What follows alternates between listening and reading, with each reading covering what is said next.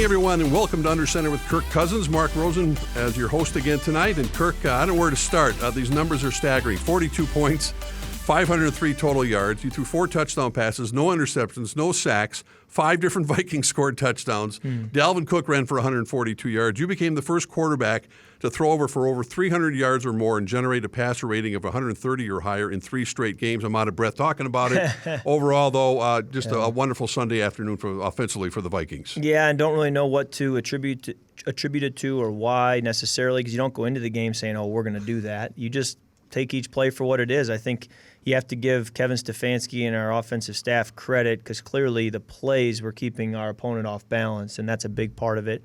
And then when you can spread the ball around and have 5 different players score touchdowns, certainly that suggests you got some players and you can move the ball around to different talent. And it was just a blessed day. You know, everything seemed to click, and that's one of those days you just smile walking away from because it was so clean. Have there been adjustments made since the Bears game from an offensive playbook standpoint with Stefanski and Kubiak and yourself?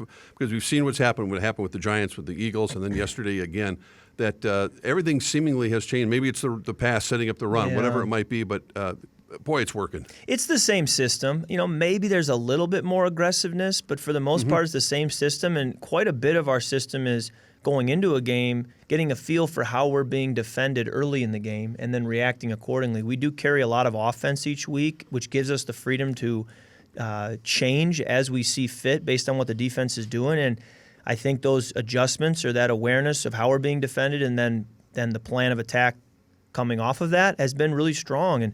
And so I don't know what to attribute it to, except that maybe we're starting to find our identity and hit stride and get a little more comfortable with a new offense, and things have come together. The key is, can we keep it rolling? You know, because just 3 weeks, that'll be forgotten. But if it's, 11, 12 weeks that you put together, then it becomes a special year. Well, the play action pass, the bootlegs, even when you're going to your left and throwing back over to the right, all those things seem to be in your comfort zone because, as Mike Zimmer said, you're really playing free right now. You're putting the ball in good places, even on incompletions. Yeah. Well, it marries well with our run game. So it all starts with running the football. Because Dalvin is a significant threat and our run game in general is a significant threat, you have to defend it. If you ignore it, we'll do what we did against the Falcons and Raiders and just keep running and only have 10 pass attempts. So you have to defend that. And then when you do, it seems to open up some of those abilities to leave the pocket, to take some shots down the field, to take advantage of teams that do have to stop the run. And so when you can marry the two together where at the snap it looks like another run, and then it turns into a pass, I do think that gives us a great benefit. The Lions took a 7-0 lead. Then the shootout began in earnest. You get Irv Smith Jr. on a nice 26-yard reception. Then the pass to Adam Thielen everyone was talking about, back of the end zone. My goodness, just a dead-on throw and also tiptoeing by Adam. Right. But in the course of that, tweaked a hamstring. So kind of take us through that whole play call. Well, first of all, great play call, great design. Coming out of the fake, we needed to get the edge. We got the edge. Ham was in the flat. He was matched, had a completion, but felt like it was going to be for a minimal gain. Really wanted Rudy, but they did a good job covering him. And then started to pull up, which I probably shouldn't do. And at that point, either needed to throw it away and I guess just found Adam. And the safety started to come downhill a little bit to help take away the other options. And I felt that and felt like Darius Slay was trailing Adam and thought, I'll put it in the back of the end zone where it's ours or nobody's. And credit to Adam for being able to get that second foot down. When I saw the replay, he really has to have practiced that and have a good feel for how to catch that ball, slow his momentum down, and get 2 feet in. That's what a polished receiver does. You were obviously concerned. You sprinted down to where Adam was against the wall there and concerned about what had happened because he wasn't getting up right away. Yeah, he hit that wall pretty good, and I could tell something wasn't right, so wanted to make sure they came over to take a look at him. And that was a tough loss, and I did have concern initially of what our offense looks like without number 19 going every snap. And it was encouraging that we were still able to move the football and score a lot of points. And you can talk about the stats, and certainly they tell some of the story, but ultimately it's about points. And the fact that we put up 42 is where I'm most proud because that's ultimately what you're measured by. Well, Obese Johnson, we've talked about him quite a bit in the course of this show the last 5-6 weeks, but this young man who came on the show and talked about his studying habits, and that's the thing that resonated with me, Kirk, is that he spent so much time in the playbook that you could see that his comfort zone with you in particular right now is hitting stride. He's done a great job. He's grown every week, and he's getting more comfortable. As a result, I'm getting more comfortable with him, and we're going to call on his number going forward. And it's been great to get that work together and to build that rapport such that when we do call his number, we can get it done. And we had him in a lot of different routes yesterday, doing a lot of different things, and I think we're all, coaching staff included, excited about his future as a Viking. Every offense loves to have the short field, to say the least, but you don't always get that opportunity. No. You get pinned back to your 3-yard line. The game was tied at 14. You proceeded to go on a 15-play, 97-yard drive, and there were some key plays. One of them was to our guest who's coming up in a few minutes, to Kyle Rudolph, on a 3rd and 2. Little play action pass to him, and that sort of kick-started that long drive. Yeah, it was a great, again, 30-yard line. It's noisy. If nothing else, you're trying to just get a first down so you can flip the field and your punt team doesn't have to run out there and punt from our end zone. You don't know if you're going to go 97 yards, but we were able to do that, and it was just one play at a time, chipping away, converting third downs, and play action, the drop back game, the bootlegs, and then the runs, and it really just sprinkled everything in there. Really, the only thing we didn't get at yesterday was screens, but I guess that's because the other pieces were getting the job done. How much pressure did Detroit bring? Your offensive line kept you clean the entire game? But... Yeah, to not take a sack says a lot about what they did in protection up front for me and for our offense. The rush was a lot of times a 4-man rush, sometimes a 3-man rush, and sometimes they did bring pressure. More of their pressures were on run downs where we were running the football. They did a good job trying to double certain receivers at times, and it just seemed like we responded to what they chose to bring, whether it was a blitz or a double coverage or split safety or single safety. We had an answer. We had a response, and you're not going to have that every play or every game, but yesterday it just seemed to consistently be there for us, and it felt good to have that answer time and again. After cashing in on another 3rd and 2, another pass to Kyle Rudolph, as a matter of fact, Alexander Madison ran 9 yards, and then it set up a 1st and goal at the 8. And Dalvin Cook did his thing. But Irv Smith Jr., they brought this up. They could see it on TV as well. What a block he set to set him free. And this doesn't always happen with young football players playing that position. Well, at the tight end position, you're asked to mentally handle a lot because you have to know the run game and pass game inside out. Formationally, you have to line up all over the field. You have to handle all the different motions and shifts. You're probably going to motion far more than any other position.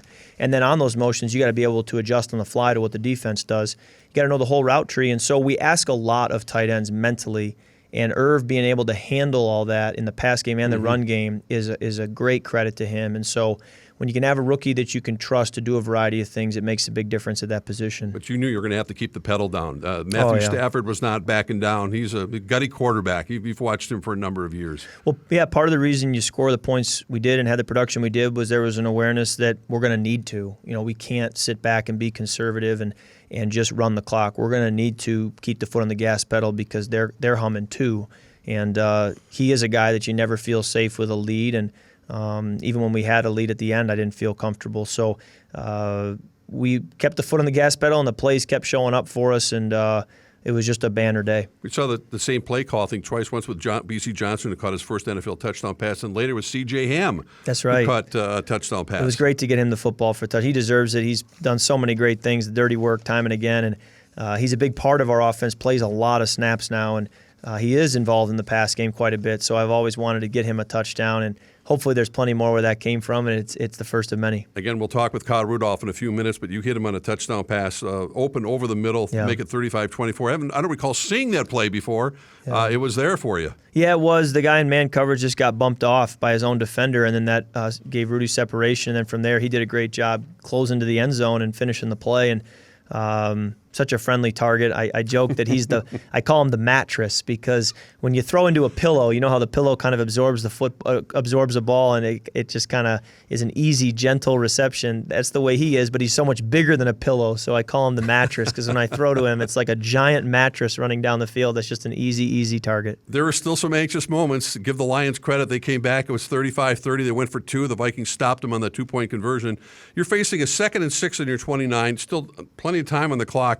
They had, I think, a 9 or 10, almost a 10-man front, and the play action pass to Diggs. I think Mike Zimmer said, we didn't come here to cower. We went here. We came here to put the pedal down again. Yeah, on the road in the division, I think you need, especially like we said with what their offense was doing, we needed to stay aggressive even in the very end. And they didn't have a safety in the middle of the field, and when you load the box with 10 players, you're not going to run the ball well. There's just the numbers would suggest you're not going to do it. And when Diggsy has an entire football field with only one guy covering him, it would make sense to put the ball up to him. So thankfully, with a 10-man front, we protected well enough where we could take the drop and get the ball out to him, and then he did the rest. And that was a sigh of relief when we got down inside the 5-yard line and made that big play. Diggs' brother was teasing him on Twitter not being able to finish and get in the end zone. I was teasing him too a little bit. I wanted him to see him close that out, but I guess at some point too, you're worried about ball security and all that too. Well, then you got a guy named Dalvin Cook, and again, it looked like he had been stopped on the 3-yard line. Okay, you go for it again on another down, and he wiggled his way into the end zone. That was pretty much game, set, and match at that point. I think so. I also, I was telling him, guys, it's not going to be easy to score here on the 3-4 yard line with, again, 11 people right there to defend it. But we have to. You got to get it in. We can't settle for a field goal. It's a one-possession game if we kick a field goal. And so, to his credit, he bounced it back to the left and found his way in. And then that was, I think, like you said, kind of the dagger, the nail in the coffin. It looked like you had to play peacekeeper a little bit at the end. Things got a little feisty. The Lions got a little upset about things. And the victory formation. Does that happen once in a while? Yeah, they were doing their job. I mean, they're going to try to create a fumble or create some kind of poor execution by us. But, I would have liked to have, been able to just kneel it out. But obviously they got to do their job. And then I just was kind of asking the refs, hey, just make sure this is, handled properly as we finish the game. Well, let's take a listen to what head coach Mike Zimmer had to say after Sunday's victory in Detroit. Good victory today. We fought our rear ends off. It's a hell of a job. I have one game ball I'm going to give out right now to number 8. Hey, and the rest of the offense gets one too.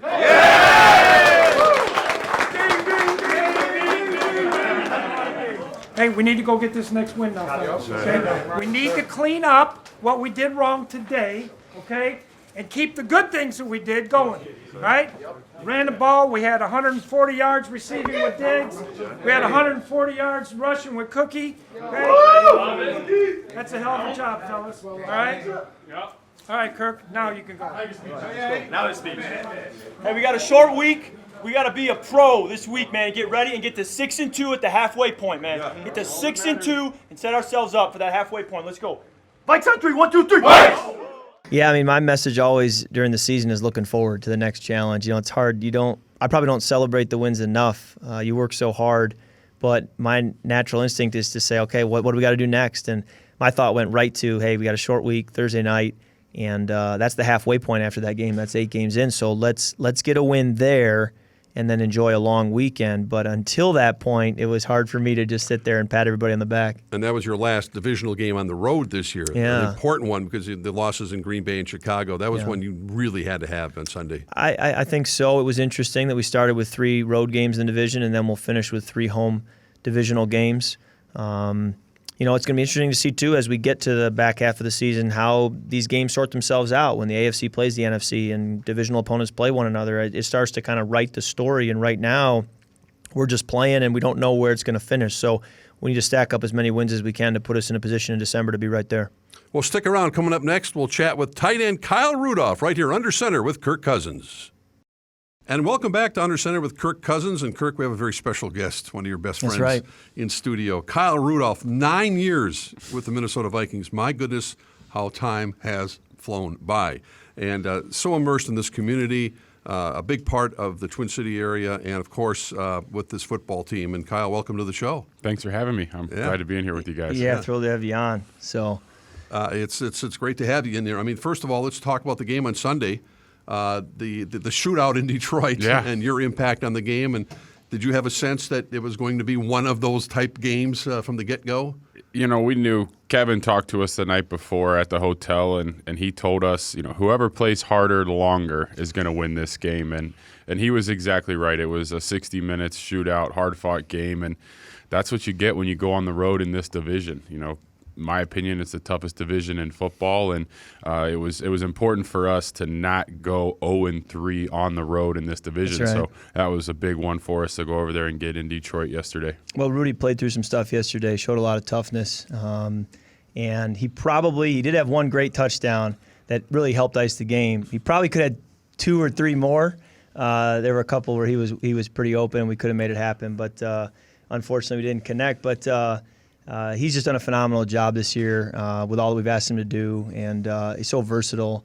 And I'm not just saying this because he's on the show. He is the smartest player I've ever played with. And by smart, he's certainly intelligent, but there's a football awareness smart. And for me, I'll go to him on the sideline. Like yesterday when the Lions are driving and we have, I believe it was an 11-point lead. He's the guy I go to say, all right, so situationally they got this many timeouts, so what do you do here, and then what do we have to do in response, and how do we handle the clock? And I don't even go to coaches; I go to Rudy. Interesting. And then the other piece that's interesting is, when you get in the fire, sometimes the moment can be too big for people, especially young players. They got to play their way through sometimes, and year 2, year 3 they start to lock in. Rudy's a guy that, even for me as an 8-year player, he's like a steadying presence in the huddle. Like even if he doesn't have a catch. Even if he, statistically may be quiet that day, the impact he has on me, on the huddle, on just the operation, it's not too big for him. And it's just very steady. And that's one of those things that's hard to define, but when you're that aware, I don't know how to use it. I just say he's a smart player. It's hard to articulate. And so, and then in addition to the intelligence, to the awareness, he has the best hands I've ever played with. And I play with some players with great hands, but it's pretty unbelievable the catches he makes. And I've said this again and again, but I have to trust him more because he can catch anything. And so even when he's covered, I'll say no to him, and then I'll go back and look at the picture of the film and say, you know what, I just need to force it in there and just drive the ball to him because he'll make me right. And so that's my little spiel on Rudy. But, I had him in here. I had to brag on him. And sometimes when you do a press conference, you don't get the chance to just brag on him. So I had to do that. Yet Sunday's game was really the first chance, I think. Did you sense something when we were breaking down film, both Kirk and Kyle, leading into this game, that you were going to have more chances to catch the ball? Because it's been pretty quiet. There's only one football, as they say, and you've been able to spread it around pretty well. Well, I think, Kirk mentioned about, whether it's calmness or patience, just a presence in huddle. It's something, when you've played for 9 years, you've pretty much seen it all. You've been through it all. And, early on in my career, I would get a little anxious. I would get a little bit of anxiety, when first quarter, second quarter goes by, you haven't touched the ball yet, and you're like, oh, man, and you just learn that it's going to come at some point. And throughout my career, I've really tried to, they say it all the time, control what you can control. And for me, it's just letting the game play out as it is. You never know when your opportunity is going to be called. But when it is called, you want to make the most of it. You don't want to squander it because you've been anxious about when that moment was going to come. And, for us this season, through the first 7 games, my role has been different. We've got, in my opinion, the best running back in football. He has more rushing yards than half the league, than 16 teams. It's unbelievable. So Dalvin's been running the ball phenomenal. And then obviously we've got 2 incredibly talented wide receivers, and we got to get the ball in their hands. And unfortunately, Adam goes down early in the game yesterday, and we played the game in a lot of 2 and 3 tight end sets, and Diggsy was Diggsy and made unbelievable plays, and it was just one of those games where the target share for the tight ends went up just based on the fact that we had to get the ball somewhere, and with Adam going down, you had to get it to the tight ends. And he tends to have success at Ford Field. I don't know what it is against the Ford Lions. Field. Detroit's been very good to me. If there was any hunch that I had, it was just because, hey, we're going to Detroit, playing at Ford Field. It seems like it's one way or another, Rudy gets the ball. And I also thought, play calling helps. We just seem to have more opportunities, and when we were in 3rd and 1, 3rd and 2, instead of just running it with Dalvin, a couple times we called play actions, and that's going to give us more opportunities to push the ball downfield. And it's hard to put a metric on what Rudy and the other tight ends are doing for us in pass protection, because so many of our play actions have been the key to our success as an offense, and most of those play actions, if not all, require a tight end to stay in and protect to sell the run. And so you got to have somebody do it, and Rudy's obviously the guy we trust the most. And so sometimes he's the sacrificial lamb, if you will, because he's having to be the one protecting because we trust him the most to be the guy to do that. Kyle, Kirk mentioned you have the best hands for anyone he's played with. I mean, that doesn't come by accident. How much work have you poured into that aspect of your game? Well, I do need to interrupt. When you have hands this good, you're born with them. Are you? I was going to say, part of it is just hands, work on it. Holy cow! Part of it is just being born with these mitts, and the other part of it is just, to be quite honest, as a kid, that was all we did. You go out in the yard and you throw the ball around, and it's baseball, it's basketball, it's playing catch football, and just when you're always doing things that require hand-eye coordination, pass catching has always been something that's come naturally to me. He's a hand-eye guy, so you put a ball in his hands, he's gonna whatever natural, sport. right? Exactly. Yeah. Talk a little bit about your basketball days. I didn't even realize. I knew with your frame and obviously you were recruited in basketball. I think it was a conversation we had when I first got here in free agency, but. I didn't realize Tom Izzo offered you. Yeah, I didn't realize, I think Kentucky even was interested. And so talk a little about that process of even deciding to play football. It's funny, I tell people all the time, I'm not really sure how it happened. My freshman and sophomore year of high school, I was dead set. I visited all the Carolina schools. My family's Which is really cool, by the way. My family's had Kentucky season tickets forever. And, I say all the time, had Coach Calipari been at Kentucky when I was in high school and not after I got to college, it would have been really hard for me to not go an hour and 15 minutes south of home and play basketball UK, where my family has had season tickets forever. My great uncle's number is retired at Rupp. Wow.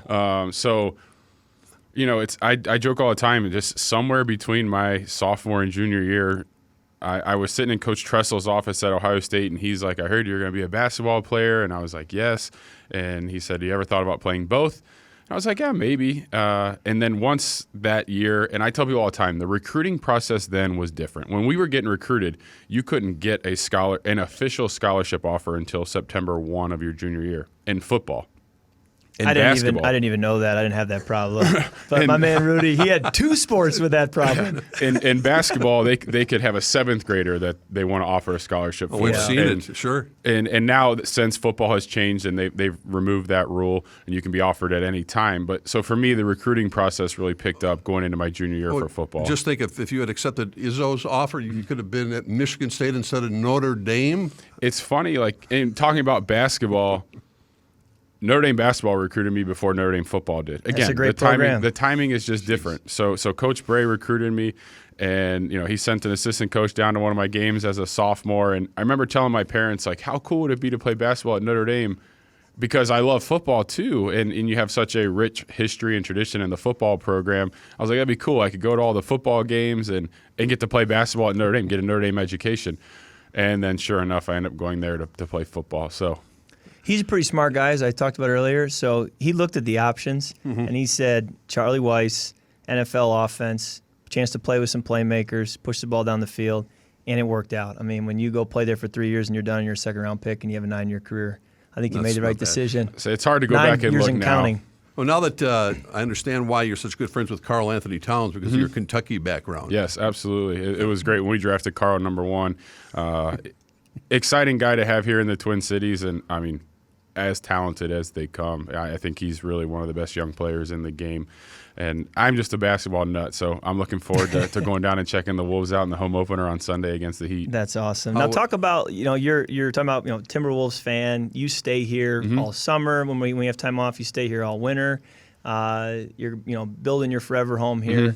Talk about life as a Minnesotan, that process of going from a rookie who I don't think had spent any time here Never. to building it to become likely your forever home. Well, and when you spend almost a decade in one place, Jordan and myself, we're both from the Midwest. She's a West Michigander. That's right. Southwest Michigan. I'm from Cincinnati, so we both grew up in the Midwest, and then neither one of us had ever been to Minnesota before we came here as drafted by the Vikings. But we've just fallen in love with the place. The people here are phenomenal. They're as nice as they come. Having all 3 of our kids here, our kids have been born here and will be raised here. And the school systems are phenomenal. There's nothing more that I enjoy than going out, whether it's in Wayzata where we live or going downtown. The people are just so nice, whether it's after a huge win or after a tough loss in season. You go out in public, and if it's after a tough loss, all they're talking about is next week. And, we'll get them next week. Don't worry about it. And, that's just something that I appreciate so much about the Twin Cities and the state of Minnesota. Is the lifestyle, your lifestyle and your family's lifestyle situation also important in the context of understanding the NFL is a business, and you had to make a business decision, so did the Vikings, as far as staying here, reviewing your deal, wanting to be a Minnesota Viking for life? No doubt. And it's hard when business gets in the way of things. We all play this game because we love it. But with that being said, there are business decisions that have to be made in this game, and we're just incredibly fortunate to have been in one place for 9 years. It doesn't happen often in this league, but what the Will family and Rick Spielman and everybody's done in this organization to keep us here for 9 years, we're forever indebted to them, because this has now become our home. A lot of the things that we do in the community is because this is home for us now, and we're so passionate about the Twin Cities and about this community. And it's because we've been here for 9 years, and our roots just keep getting deeper and deeper here. Can you share a little bit about what you've done over the last 9 years as far as getting involved in the community? What has been your passion, your wife's passion, some of the different projects you've done? I know it's a variety of things, but can you just share a little bit? Yeah, one of the things when I came here as a 21-year-old, wide-eyed, bushy-tailed rookie was, I was around guys like Steve Hutchinson, Chad Greenway, John Sullivan, guys that were already doing incredible things in this community. And for me, whether it was Community Tuesdays here with the team or when teammates would have their charity events, if it was a Lead the Way event, if Steve Hutchinson was hosting an event at the hospital, it was important for me to be there. And I wanted to do as many things as I could and really find out what I was passionate about. A lot of people know my family story with my brother having beat pediatric cancer. So kids and pediatrics have always been something that's near and dear to our heart. But it really wasn't until I got down to Masonic Children's Hospital and started spending time with those patients and the families that I really knew this is what I want to do. There's so many other things that we, get our hands in on, whether it's the Starkey Foundation here in Eden Prairie. Matter is another great organization that we work with here. And there's so many things here in the Twin Cities, and so many people are doing so many great things that we just try to support everyone. And honestly, it's great because our organization has created that culture in our locker room, and we have so many guys on our team that are doing so many great things in this community. It's fun to go out and support them. Kirk, too. I don't know if you got a chance to see the video, and it gave me goosebumps. I get goosebumps thinking about it when you were reading the letters from the kids that sent you. That was really well done. Thank you. Wasn't that something? I mean, that was so touching, and the expression on your face said it all, what it meant to you and your family. Yeah, and like I said, when you do work with the hospital, or there were so many, it was such a wide spectrum of people that wrote letters, and you almost take it for granted. You just do what you do, and you serve others, and for us as athletes with a huge platform, we don't ever expect anything in return. I tell people all the time, when I go to the hospital and I visit the patients, selfishly, I think I get more out of it than they do. You leave there, and whether it's a parent or the patient or a nurse or a doctor, they tell you how much it means to that patient that you were there.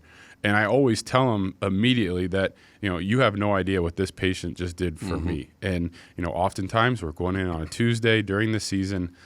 We had a great game, big win, you're emotional about it, or it was a tough loss and, the world's ending. Well, then you sit there next to a bedside and you get to know a patient and their family, and it's like, no, my perspective is all off. Amen. Well, when you get that involved in the community, it's not only making a difference for the people in the community, and then obviously blessing him and his family as well with what they're able to gain from a perspective, but it makes a difference for our locker room, because I think young players come in, and I'm speaking from my experience when I was a young player, and you look at the guys who have stayed here 9 years, had success, been to Pro Bowls, and you say, how does he do things? And I'm going to copy that. That's just common sense.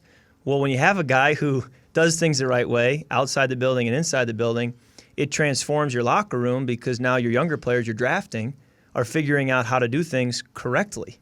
And they're not watching a bad example, they're watching a good example. And so, again, there's intrinsic value in what Rudy brings to our team far beyond what people even see, just because of the way he goes about his business. And one of those things, I noticed you're 7th all-time in Vikings history on receptions. Obviously, that's because of a lot of production, but one of the keys people don't realize is staying healthy. It's huge. You can't be 7th all-time if you're missing time. And so talk a little bit about, and again, knock on wood, but talk a little bit about staying healthy and just your process of taking care of your body and what that looks like. Well, the first thing I always tell people when they ask, how do you do it? What's your routine? I always tell people in this game, the number one thing that has to happen is you have to have good luck.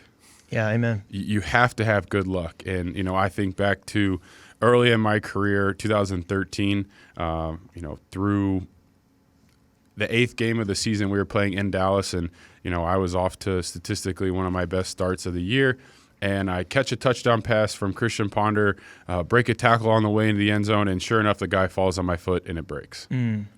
There's nothing that you could have done, prehab-wise, strength and conditioning, massage, like no matter what you do to take care of your body. In this game, there's collisions, and there's a lot of collisions, and bodies are flying. If someone falls on you, there's nothing you can do about it. With that being said, I do feel like as you get older, you find out what your body needs on a weekly basis to get ready to play on Sundays, but also in the off season. What do you have to do in February and March to recover from the longest season that we've played in our careers? Or what do I have to do now to set myself up as OTAs approach, as we're on our 5-week summer break? What do I have to do to get ready for training camp? It's year round. And I think you kind of learn the calendar dictates what time it is and what I'm supposed to be doing. Is that recovery issue for both of you accelerated because, well, the NFL likes Thursday night football games. You have one of them this week, so you do not have a lot of time to deal with a lot of that. Yeah, it's interesting on when you play these Thursday night games. It's fun when we come in on a Monday, and normally on a Monday it's just get your workout in, get in the tub, watch the tape from yesterday and kind of put to bed the things that we need to improve on. And then you're thinking about what am I going to do tomorrow on my day off? And today is a Monday, Tuesday, and by the end of the day, it'll be Wednesday evening as we're finishing up our first and second down game plan. So everything's accelerated a little bit. Yeah, we're getting ready for a big one Thursday night. After this game, we're halfway in the regular season. Hopefully we're not halfway when it comes to the full slate of work. But big one Thursday night. I'm really excited to get back home and have a chance to get to 6-2. But just talk about, Rudy, your thoughts going into Thursday night's game. Well, it's interesting. You look at the last 2 times we were in the playoffs and where we were through 4 games in both 15 and 17 and where we were at the halfway point. In both of those years, we started the year 2-2. In both of those years through the halfway point, we were 6-2. And with a win on Thursday night, that will put us at 6-2 through the halfway point. So it's huge for us on a short week to just empty the bucket, as they say. Like, we got to go all in and just do everything that we have to do to make sure that come Thursday night when it's zeros on the clock, we've done everything to leave with a win. With a short week, I always remind myself, Friday, Saturday, and Sunday are coming. Yes. Where we can rest. So put in the work today. I'm used to easing back into the work week, Monday and Tuesday being days to kind of catch your breath, and then you hit the ground running Wednesday. We're hitting the ground running Monday, so you really understand, hey, the weekend's coming. We'll be able to rest then, give everything you got, so that through Thursday you're going to be happy with what you did. We're speaking with Kyle Rudolph. And Kyle, having said that, is in your eyes, after being here for 9 years, is this potentially the most versatile offensive team you've been a part of? Oh, no doubt. This is definitely the most talented offensive team that I've been on. And I touched upon Dalvin a little bit earlier, having more rushing yards than half of the league right now. Wow. It's incredible. And, that's just one piece. Alexander Madison is one of the more talented rookie running backs I've ever seen. Sometimes he makes runs, and all of a sudden, until I see the number 25, I think it's Dalvin. And then you realize, no, that was Matty. And then you get into the receiver room, and everyone knows about Thielen and Diggs, but rookie wide receiver Olabisi Johnson. I mean, he just seems, when his number's called upon, he makes big catches. In our room, you have Irv and Conk, and I think Conk's a guy that never really gets enough credit because he kind of just does everything good. He's thrown in there for run blocking, he's thrown in there for pass protection. If you need him to run around and catch the ball, he's shown in the preseason that he can do it. You add all those skill players around Kirk and what he's been able to do this season. It's always fun. You got to throw the offensive line out there. We can't just talk about skill players all the time.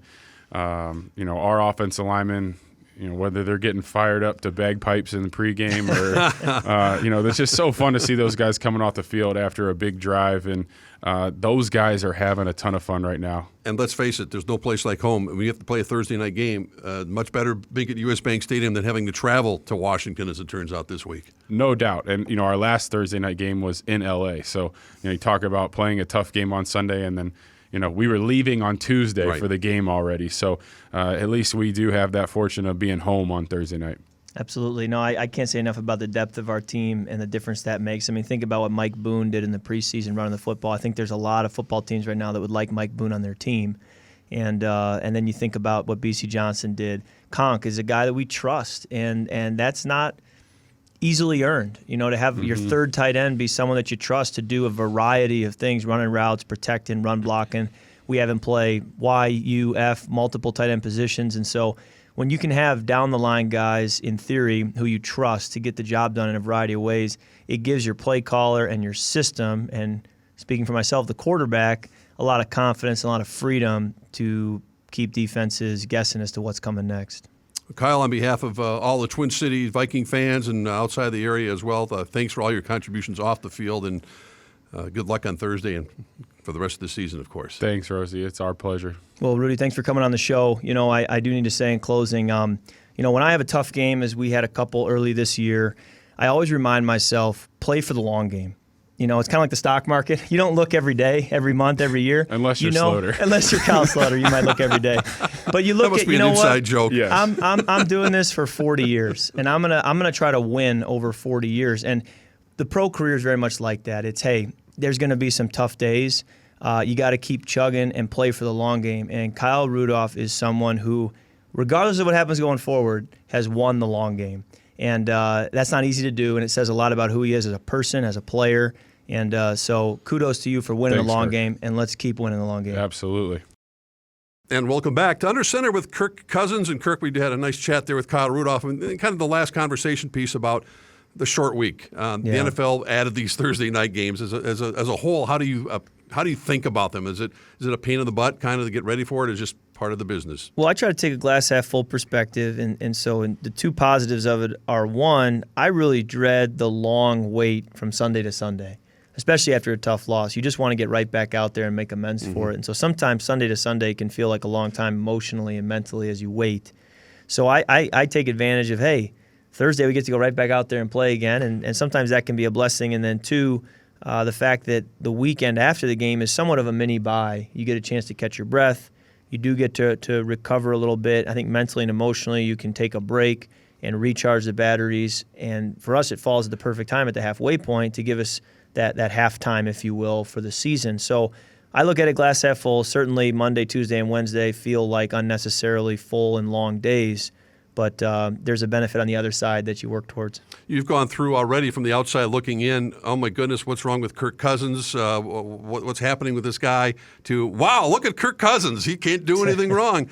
Life of the quarterback position? Yeah, I think so, Mark. That's just life as a quarterback. Welcome to my life a little bit. And the key is that I don't, or my family doesn't, hop on that roller coaster with everyone else. I understand as a fan the reaction and the emotion that's a part of that. The key for me is to not get too high after a couple of good games or get comfortable or content.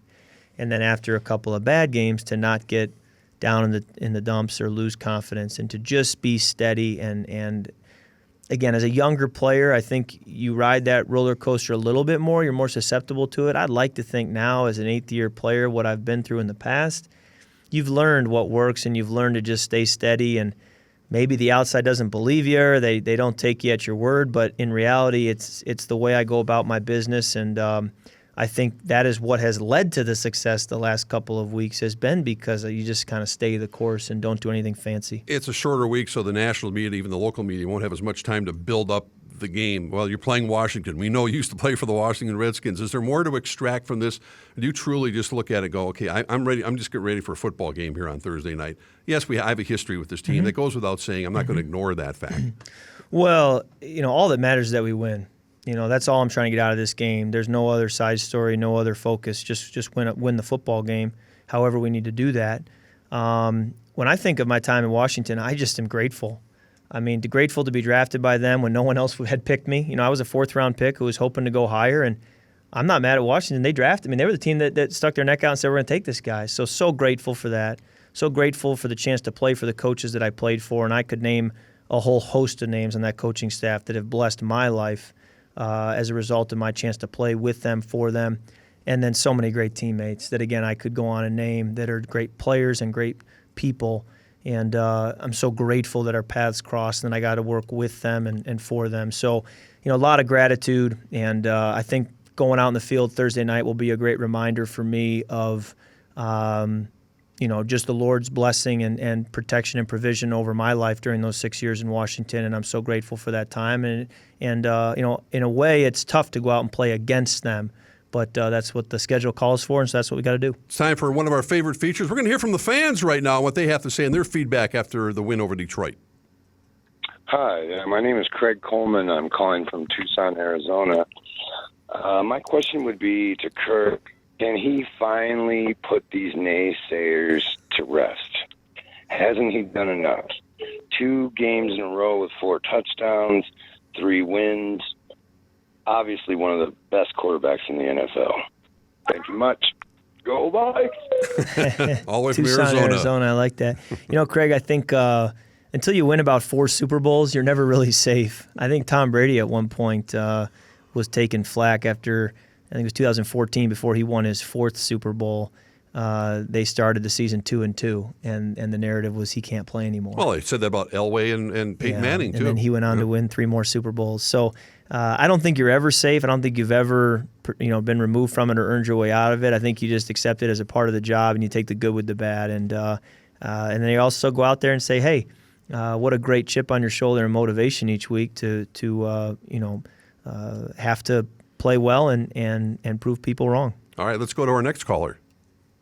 Hey, Kirk. My name's Isaac Brimhall. I'm a longtime Minnesota Vikings fan. I'm a longtime supporter of you and what you've been doing from your time in Washington. And I'm really glad we picked you up. The question is, in college, Irv Smith Jr. was really impressing to me, and I watched him in training camp. He was a really athletic guy, and I feel like he brings a lot of things to the table. And I was wondering, what are some things you think you guys need to do to get him more involved? Because I understand Kyle Rudolph obviously is a great tight end, and he's been producing for years, but do you think there's other ways you can get Irv Smith involved? Thank you for your time. I love the question because it reflects the talent we have on our offense and the options we have. Every single time we hand it off to Dalvin Cook is an opportunity where Irv Smith doesn't get a chance to touch the football. But I'm not going to apologize for handing it off to Dalvin Cook. No. And then every time we throw it to Stephon Diggs or Adam Thielen, that's a time where Irv didn't get the ball. So, or if you throw it to Irv, that's a time where the other guys didn't get the ball. So the key is when you do throw it to Irv, when you don't throw it to Irv, are the plays productive? And as long as they're productive, then it would suggest, hey, we're spreading it around and doing things the right way. But I would agree wholeheartedly that he's a great asset.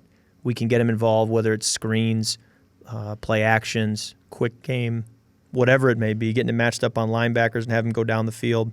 There's a variety of ways to do it, and there's no reason we shouldn't. Let's just say the scouts did their work because this kid's an emerging talent, no question about that. We have time for, as Bob Hagan would say, time for 2 more. We have time for 1 more. What's up with it, man? It's your boy AJ from Minneapolis, man. So my question I got is, the way the offense been rolling, it seemed like it's been kind of going in phases. We got our running game going, then we're starting to get our receivers going. Now we're starting to get the tight ends involved a lot more. Is this by design to get the offense peaking at a certain time, or is this just the way the game kind of played out, man? And once again, I love that edge. I like that you like that, Kirk. Let's go ahead and win the Super Bowl. I'm going to keep saying it. Oh, let's go to the bowl, baby. Let's go to the bowl. It really was just the way the game played out on Sunday. Nothing special about it. There was no master plan to suddenly get the tight ends involved more, or we had no idea Adam Thielen was going to go out of the game. So you just kind of play as the game flows and as it calls for the next play call. But when you do feel like, hey, we can run the ball here for success, we could drop back pass, we could play action, we could screen. We could bring in a variety of different playmakers to do those things, then you feel like you have a lot at your disposal, and certainly the last few weeks it's felt that way. But again, each week is a different week, and you never know what the next defense is going to throw at you. And I think about what the Los Angeles Rams did all last season to then in the Super Bowl, only be able to score 3 points. You just never know what the next game plan is going to do, and how then you have to respond and make halftime adjustments and just always be ready for the possible curveball you're going to get thrown. Well, you'll be under the bright lights. You're playing your former team, but the bottom line is a Viking win, and you're 6-2 at the halfway point. That's really all that matters. That's all that matters. That's where the focus is. No matter what else is being talked about this week, let's just go get a win, and that won't be easy. In an NFL game, you're going to have to scratch and claw to find it, but we got to find it however we can, and then catch our breath at the halfway point. Kirk, good luck on Thursday night. We'll see you again next week. All right right, here thanks on so much. Under Center with Kirk Cousins. Thanks for listening, everyone.